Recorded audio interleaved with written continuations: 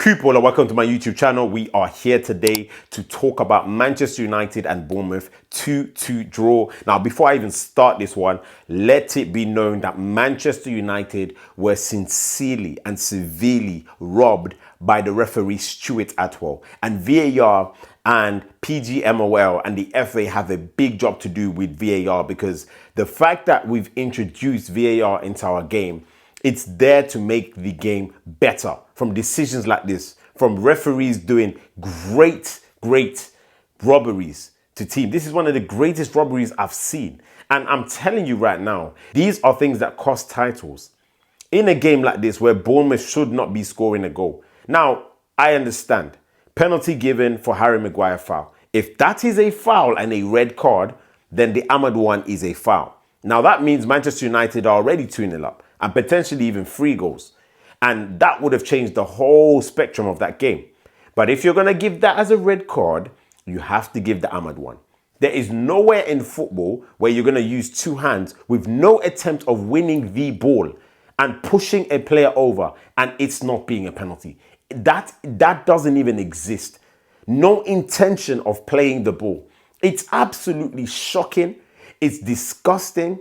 And fans are traveling all the way from Manchester to the South Coast, Bournemouth, on a Friday evening, having to leave work early to see disgusting decisions like what we witnessed today. And that is not on. Why? Not just because the ref made a mistake, but because there is also VAR. That is a clear and obvious error. Now, if a referee is going to ref the game like that, then you need VAR to wake up and say, listen, go and check the screen, because I'm not really sure that decision you make is good. Terrible stuff. And we talk about it week in, week out. What do you want managers to do? I'm sitting here telling you that Manchester United just drew a game and Michael Carrick coached the win. He coached the victory. We'll get on to that. But for now, you need to know they were cheated. It is utterly disgusting. And Stuart Atwell, poor officiating of the highest order. Nothing more to say on that. Now that we've got that underway, I want to talk about the tactical aspect. I'm not really going to delve in too much into Manchester United's attacks. I think in the first half, when Manchester United started the game, they started the game really well. They allowed Bournemouth to kind of press them, suck them in, and find this guy, Bruno Fernandes, who was absolutely running things in that first half. Manchester United were also winning second ball. So although Lamens or some of the right back, left back would send it into Mbumo, who didn't really win most of his aerial duels. Granted, he's not even above 6 foot. The centre backs, Senesi, would win that one. But Kobe Mainoo, Casemiro were there, and they were able to find Bruno Fernandes, who was out here patrolling, and these are like average positions. I think Manchester United were really good. Few attacks that came from the right-hand side. Amad Diallo linking up really well. We saw a lot of overlaps with Diogo Dalot, which was perfect in terms of outnumbering True Fair. You know, Bournemouth, they always like to counter-attack. They had Ryan on this side. Shaw did well, I think, today against him. And then, of course, you've got Evan Nielsen up front, who is always a threat in terms of the counter-attack. I don't think his finishing is that good. I don't think he's that good of a striker. However, he is still a constant threat as a lone striker. Again, looking at what I saw, I want to tell you where Manchester United actually lost the game. And I spoke about this in the previous game against Aston Villa. These two. This is where Manchester United lost the game. Now, I'm not even going to talk about the refereeing decision. I've already spoken about it. I'm speaking in terms of the structural output of the team when these two, I can say their legs have gone a bit, or when they start losing focus and they start getting dragged out in these areas. And I was seeing distances between Cass and Kobe Mainoo. The distances was too much in that second half, even when Manchester United had 11 men, and you started to see what I spoke about. Now you had Scott and you had Christie making runs into this area. So a lot of the time he would run in behind Kobe Mainoo and find a lot of space here where these two were getting dragged out. And why were they getting dragged out? Because once Scott came in here, Christie would also make that run, or he would hold, and Tavernier would always try and get into this area, forcing Casemiro to follow him. And then you have Alex Scott finding space, or Christie, and they interchanged that pretty much throughout that second half. Again, like I was telling you, once the legs go, Casemiro was already on a yellow card. Couldn't really dive into tackles too much. I think Kobe Mainoo actually did well. Ran a lot, chased a lot, pressed a lot. But again, it was because these two sometimes also got caught here. And you saw it. Once they got caught here, you've got Tavernier in behind these two running at the centre-backs. And that is where the game was lost, because now the legs had gone. The running power had gone. The athleticism had gone, if we ever had it. But then that's where Bournemouth thrive against Manchester United. They always thrive against Manchester United. At Old Trafford, it was the same thing. It's the last 15 minutes. That's exactly how they got the opportunity to get a red card anyway. Krupi, boom, into Evan Nielsen, first touch. It was in that zone. And again, like I said to you, Manchester United in the first half, as we saw, these two were pretty much here. And of course, it made it difficult to play through them, because even though you had Scott here, you had Christie here, Tavernier trying to find gaps up and here, up and down there, it was very difficult because Euro will go tight on them, and Manchester United pretty much had a good rest defense, and they do. But in the second half, again, they got overrun. And that is where Manchester United need to find those midfielders. We already know the weaknesses, but that is really where the game was lost, because that was how Bournemouth created that opportunity. That is how Christie scored on the edge of the box. It was Euro. It was Maguire going out to him. I mean, he's a centre midfielder. You'd want one of the centre midfielders to be in and around him, but they weren't. Again, they dragged Casemiro and Kobe Mainoo out of those positions. Do I think Casemiro probably should have gone off earlier? Maybe. But again, because of Ugate's inefficiencies, Ugate's limited ability on the ball, I can see why Carrick delayed that kind of sub, and it came after Manchester United had 10 men. So basically, it's unfortunate refereeing decisions, but again, it's a midfield problem. I don't want to blame Maguire. I think Euro was quite solid in the midfield as well. Luke Shaw did well against Rayan, who's got pace, got power. Dalot didn't really get troubled that much, lost the ball a few times. Before, again, I want to highlight Manchester United's good part, and you know, the fact that they got the goal and everything. I want to speak about underwhelming Bryan Mbeumo. I'd probably today even give him a 4 out of 10 in this performance. The reason why I say this is because his body language was off, the runs he was making was off, his link-up play wasn't that good, wasn't really holding up the ball.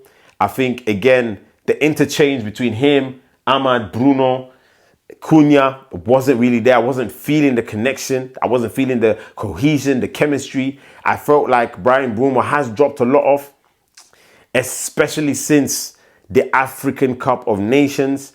I think in certain games, because we rely on Bryan Mbeumo for the GA and he scores goals, we have to realize the technical ability is not what it was. Because when he started the season, I saw a lot of technical ability. I saw a lot of tactical nuance. I saw a lot of interchange. I saw him holding up the ball. I was like, I'm excited, but I'm seeing a lot of limitation, and that's worrying me.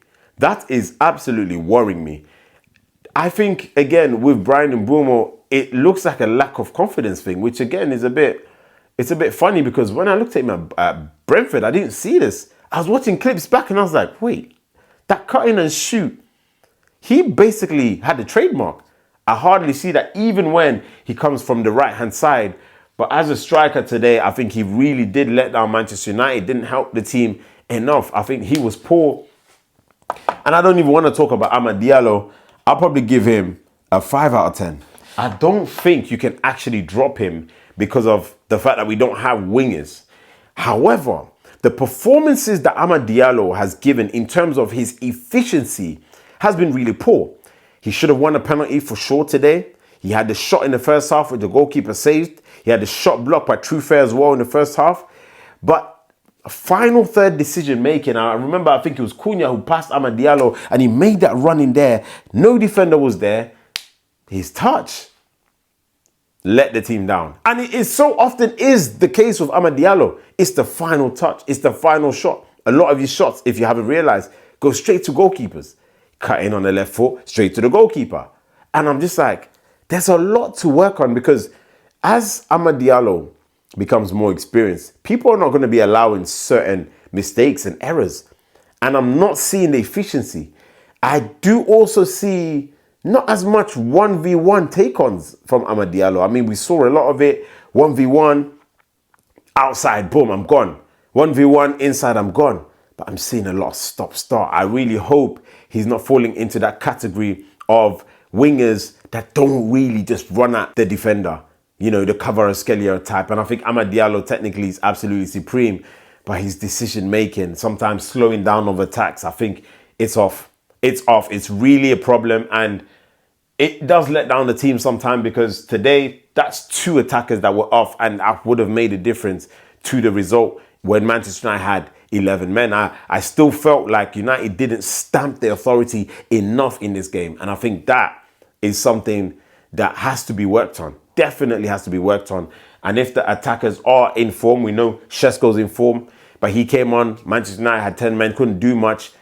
Again, Bruno and Amad were the weak links. But we do have to talk about the positives. From minute 1, Matheus Cunha. Listen, guys, I'm going to give him an 8.5 out of 10 performance. Maybe because he didn't bag a goal.